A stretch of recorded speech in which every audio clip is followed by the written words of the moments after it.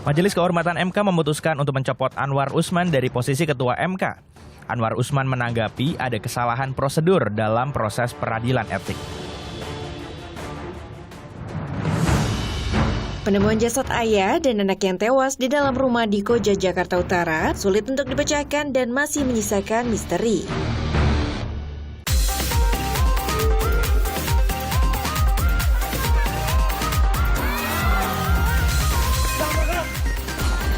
Mohon maaf sebesar-besarnya kepada istri saya.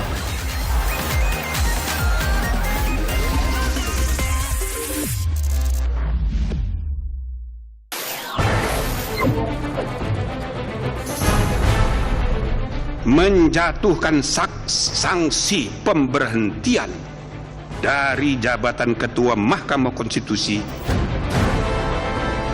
Saat ini harkat, derajat, martabat saya sebagai hakim karir selama hampir 40 tahun dilumatkan oleh sebuah fitnah yang amat keji dan kejam.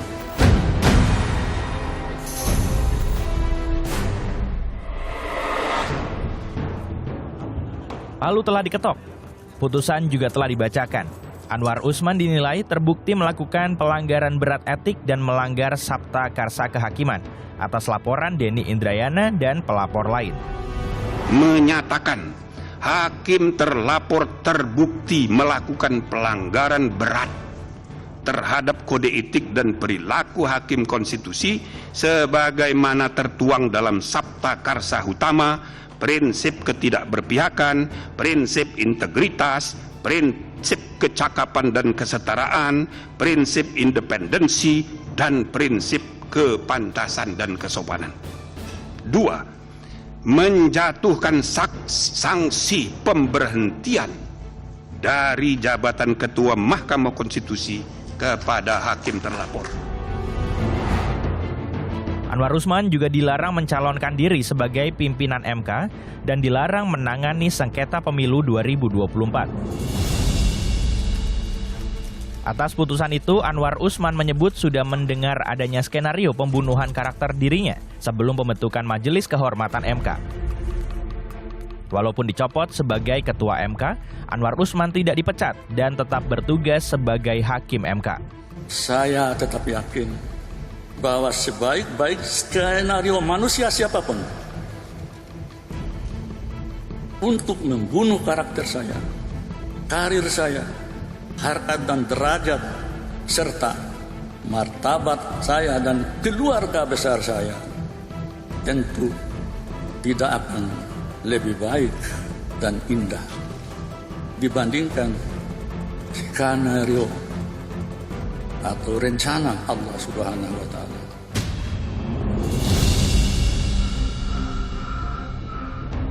Dua hari pasca pencopotan Anwar Usman, MK akhirnya menetapkan pimpinan baru.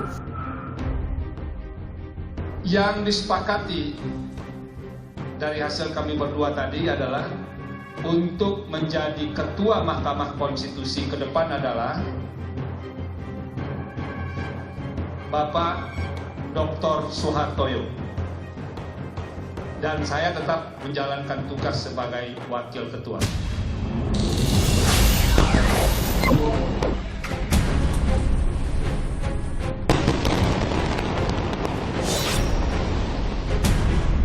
It is our duty to stop the injustice now. Enough is enough.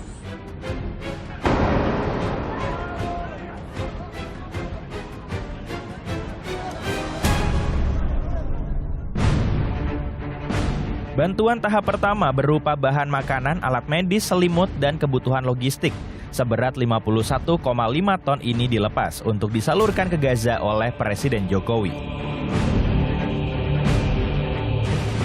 Ini merupakan wujud solidaritas Indonesia, wujud kepedulian bangsa Indonesia terhadap kemanusiaan. Karena tragedi kemanusiaan yang ada di Gaza tidak dapat diterima dan harus sesegera mungkin dihentikan. Saya ingin menekankan kembali bahwa Indonesia akan terus bersama perjuangan bangsa Palestina. Posisi Indonesia aktif melobi gencatan senjata dan perdamaian melalui forum internasional. Indonesia pun mengecam segala bentuk kekerasan di Gaza. I'm standing here not only as the Foreign Minister of Indonesia, but also as a woman, a mother, and a grandmother.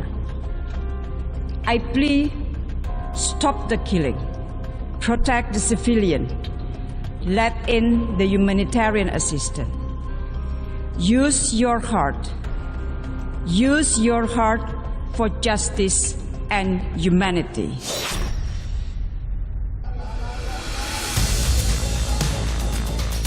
Warga Israel berdemo di depan rumah Perdana Menteri Israel Benjamin Netanyahu untuk menuntutnya mundur. Jajak pendapat terbaru menunjukkan bahwa 76% warga Israel ingin Netanyahu mundur. Rakyat Israel menyalahkan Netanyahu atas serangan Hamas 7 September lalu.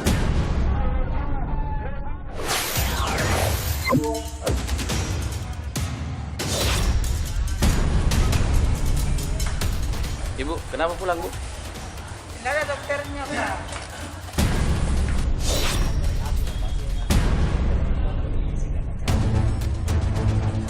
Pasien yang didominasi lansia ini pasrah dan memilih pulang, tak jadi berobat karena tak ada dokter di Rumah Sakit Umum Daerah Syekh Yusuf, Kabupaten Goa, Sulawesi Selatan. Kenapa pulang, Pak? Tidak ada pelayanan di atas. Rapat. Katanya rapat dokter. Rapat katanya di atas. Bu, kosong dokter di atas. Besok tidak bilang besok. Besok. Rapat. Oh, alasannya rapat. Situasi ini disebut akibat para dokter melakukan mogok kerja yang dikarenakan keterlambatan pembayaran gaji selama 7 bulan. Pihak RSUD membenarkan tidak adanya pelayanan kesehatan karena para dokter tengah membahas keterlambatan pembayaran gaji. Keterlambatan disebut akibat regulasi baru terkait peraturan bupati. Kalau terkait biasa, itu sebenarnya ada proses hukum ya, ada proses terkait revisi peraturan bupati itu yang harus dilalui. Yang saat ini prosesnya sudah ada di Biro Hukum Provinsi Sulawesi Selatan. Tapi kendala apa yang sampai bisa terjadi seperti itu? Kendalanya karena proses revisi peraturan bupati itu yang memang memakan waktu yang lebih lama. Namun, mogok kerja para dokter ini dibantah oleh wakil bupati yang melakukan sidak. Menurutnya, para dokter tidak mogok, melainkan tengah menyelesaikan persoalan dengan pihak rumah sakit. Upah itu sudah diselesaikan. Kemarin saya sudah bicarakan bahwa ini peraturan bupati sekarang sudah ada di Biro Hukum di karena memang harus dibikinkan aturan di bawah. Setelah itu, insya Allah nanti akan dibayarkan apa yang dia tuntut dokter itu bulan 5, bulan 6, bulan 7. Semuanya selesai. Layanan kesehatan akhirnya kembali dibuka sesokan harinya. Pemkab Goa dan pihak rumah sakit memastikan bahwa pelayanan kesehatan telah kembali normal.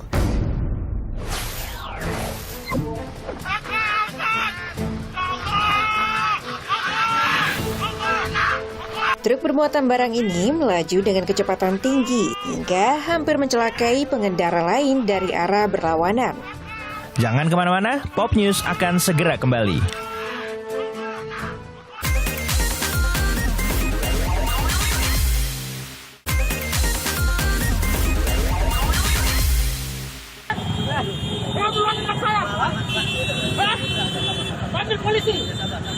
Dua pengendara ini ribut di pinggir jalan Raya Cawang, bahkan salah satu pengendara nekat memukul menggunakan senjata api, hingga pengendara lain mengalami luka di kepala.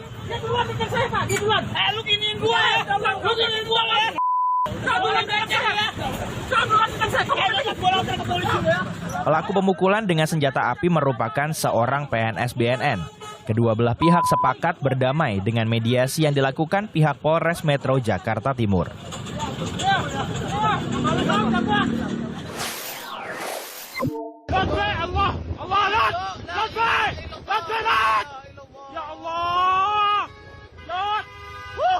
Truk bermuatan barang ini melaju dengan kecepatan tinggi secara ugal-ugalan di Jalan Pantura, Situbondo.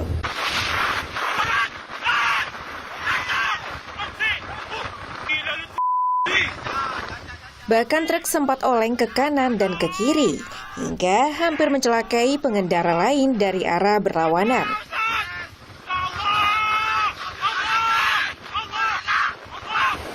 Setelah video ini viral, pengendara truk diamankan polisi. Sopir truk akhirnya mengakui kesalahannya.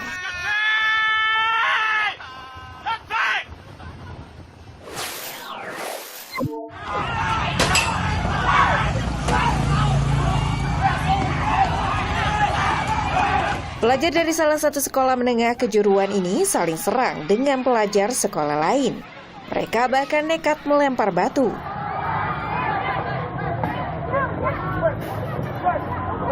Petugas Satpol PP yang tiba di lokasi langsung melerai para pelajar. Menurut salah satu guru, aksi tawuran ini dipicu pesan digital bernada provokasi antar siswa kedua sekolah.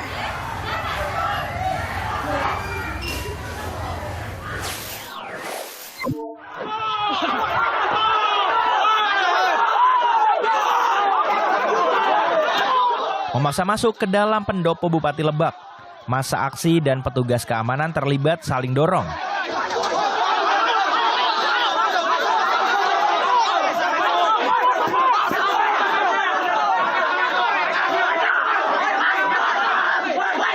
Aksi ini digelar untuk menuntut penjabat sementara Bupati Lebak menuntaskan berbagai kesenjangan sosial dan pembangunan yang belum terselesaikan.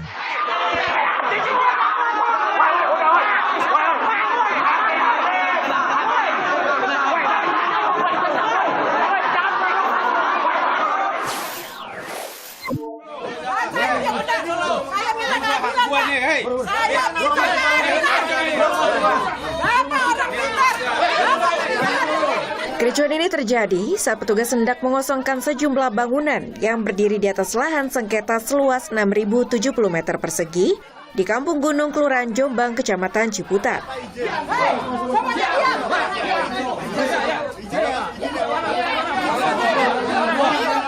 Keluarga ahli waris yang menempati lahan nekat menghadang petugas yang akan memasuki bangunan.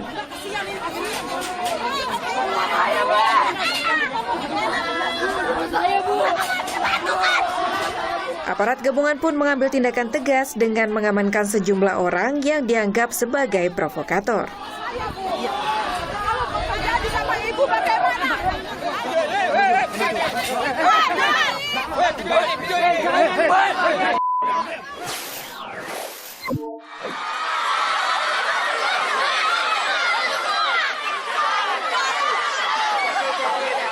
Aksi saling dorong antara pelajar dengan pemilik lahan ini terjadi di wilayah Batu Sangkar, Sumatera Barat karena sekolah mereka disegel.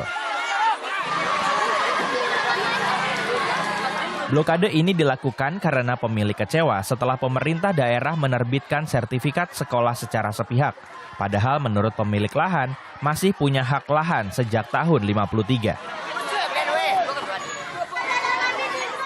Akibat kericuan ini, satu orang pelajar terjatuh hingga terluka.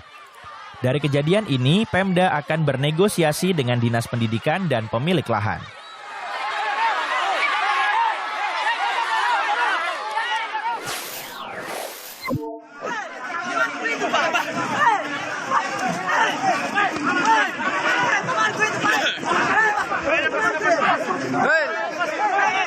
Aksi saling dorong antara pengunjuk rasa dan polisi tidak dapat dihindari saat menuntut kejelasan penyidikan terhadap dugaan tindak pidana mafia tanah oleh seorang oknum kepala desa Rantai Bala.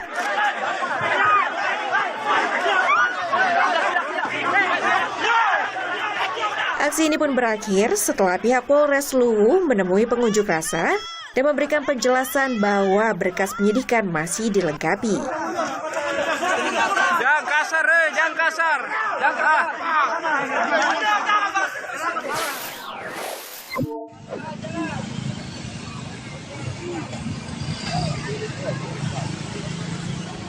Ayo betanding. Siapa yang kaya-kaya itu dulu? Di atas langit masih ada lagi. Aksi pria Parubaya memamerkan duit ini terjadi di Jalan Kartini, Kecamatan Pandan, Tapanuli Tengah. Aksi pria ini sempat membuat lalu lintas tersendat. Sabar dong. Susah. Uang yang dipamerkan ini adalah asli. Pelaku sempat mengambil uang hingga 350 juta rupiah sebelum melakukan aksinya ini. Setelah diamankan, polisi menyebut hasil medis pelaku terindikasi depresi.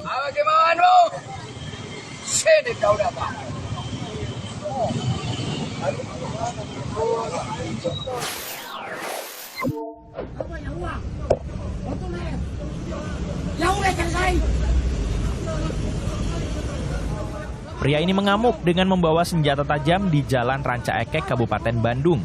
Diduga keributan ini akibat mobil yang dikendarainya bersenggolan dengan mobil lain.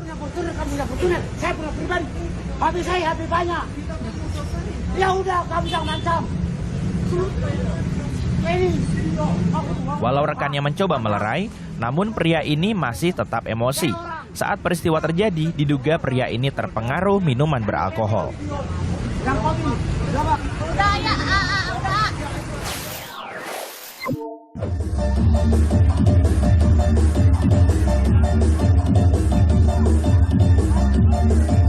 Lurah Kurau Pagang ini terekam tengah asik berjoget dengan biduan di atas panggung saat acara pelantikan Ketua Pemuda.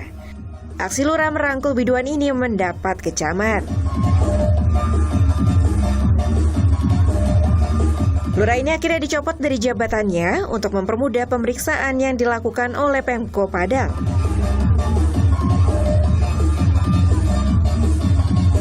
Pemeriksaan terkait dugaan pelanggaran etik dan apakah terpengaruh minuman keras dalam acara itu.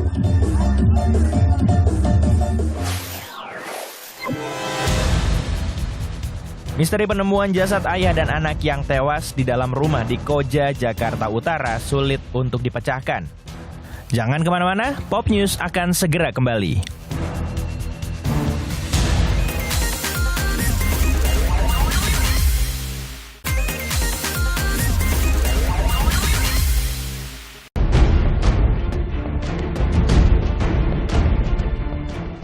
Jenazah itu ada di depan kamar mandi dalam posisi terlungkup begini loh. Jadi warga tuh nggak mengira bahwa ada kejadian seperti ini.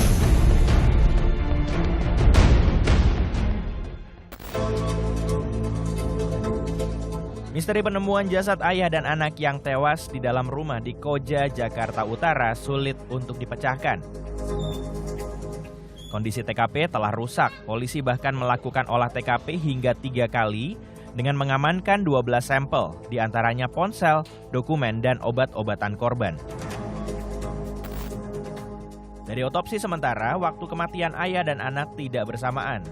Korban ayah disebut telah tewas lebih dari 10 hari, sedangkan korban anak tewas 3 hari sebelum ditemukan. Korban ayah terindikasi sakit. Polisi menyebut korban sempat mengeluhkan sakit pada keluarga. Sementara korban anak terdapat luka pada wajahnya, namun belum ditentukan penyebab kematiannya. TKP ini berantakan, kondisi rumahnya berantakan, seperti tidak berpenghuni. Tetapi ketika masuk TKP ternyata ada mayat, ada jasad seorang laki-laki. Korban wanita yang menjadi saksi kunci ditemukan selamat. Namun kondisinya saat itu lemas dan terdapat tanda kurang asupan makan dan minum. Dokter bahkan kesulitan menggali keterangan korban wanita. Kalau ibu saya lihat lebih ke arah ke depresi ya mas. Jadi saya tanya tidak terlalu agak nyambung gitu. Karena saya tanya itu yang di rumah ada siapa aja, dia tidak kenal bilangnya. Nggak tahu. Dia tidak mengenal itu suaminya. Dia bilang bukan suaminya itu. Kasus kematian misterius di Koja, Jakarta Utara ini bukanlah satu-satunya kasus yang sulit terungkap. Berikut beberapa kasus kematian misterius.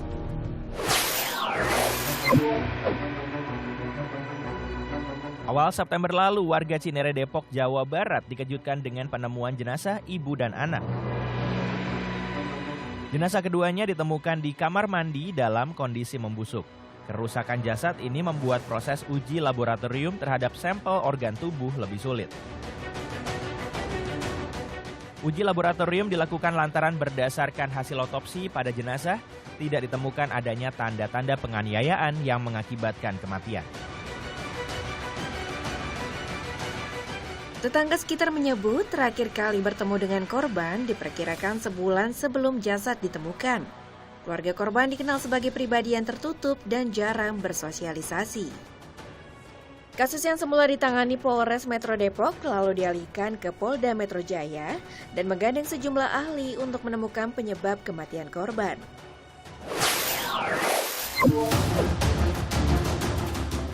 Empat jenazah ditemukan telah mengering di perumahan Citra Garden 1, Kalideres, Jakarta Barat pada 10 November 2022. Korban terdiri dari ayah, ibu, anak, dan paman. Dugaan awal sebelum tewas, keempat korban tidak makan dalam waktu cukup lama. Namun dugaan lain mulai bermunculan, bersamaan dengan temuan-temuan yang ganjil di tempat kejadian, berupa buku mantra, buku agama, hingga kemenyan. Dari temuan ini, polisi menduga adanya ritual yang tengah dijalani para korban. Selain memeriksa saksi, polisi juga menggandeng ahli sosiologi hingga agama. Bahkan, polisi juga akan memeriksa patologi anatomi keempat korban. Namun hingga Desember 2022, polisi menghentikan kasus ini.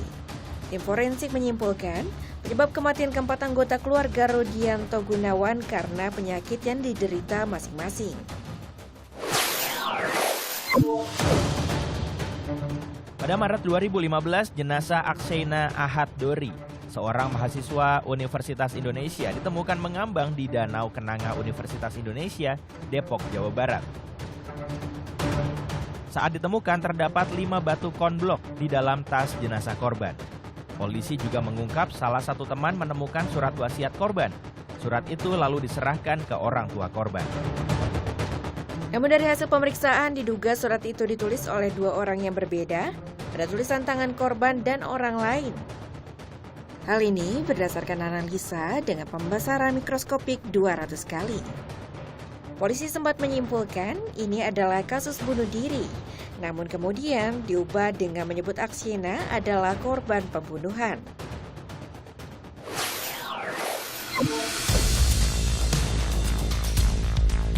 Informasi ini mengakhiri Pop News hari ini. Jangan lupa tetap saksikan Pop News setiap hari Sabtu dan Minggu pukul 9:30 waktu Indonesia Barat. Tentunya hanya di Kompas TV. Terima kasih dan sampai jumpa.